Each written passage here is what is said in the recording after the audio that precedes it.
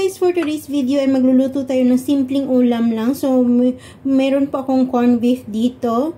Then, meron po akong isang itlog, garlic, and then yung ating onion. So, itong ating itlog ay ibibit lang natin. Lagyan natin siya ng konting asin. So, konting asin lang po siya, guys.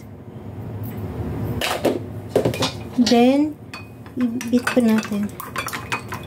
Huwag po natin sobrahan sa paghalo nito kasi hindi siya magbubuo mamaya. So, ganyan, okay na po yan. Ito po ay hindi po sponsor. So, ito lang po yung available dito sa amin. So, ito yung aking gagamitin. So, yan po siya. Then, so, dito na lang natin ilagay.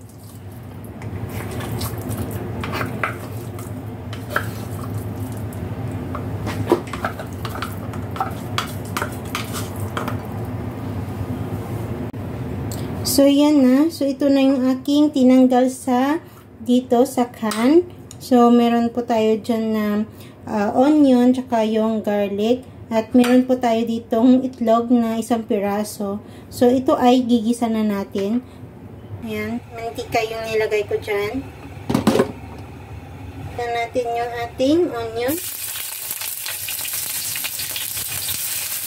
After na medyo mag-brown na yung inyong onion, ay saka nyo lang ilagay yung inyong garlic.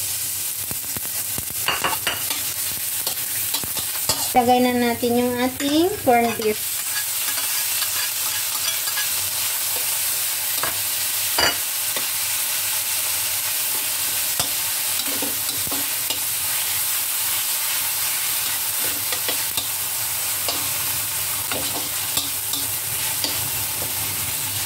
So, yan.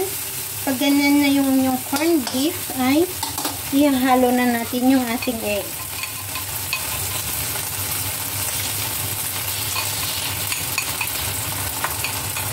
Simpleng-simple lang po to guys. Maganda to siya pang umagahan, pang breakfast po ninyo sa mga anak nyo or sa inyo din po bago like pumasok sa trabaho. So, napaka-easy way na pang handa sa breakfast.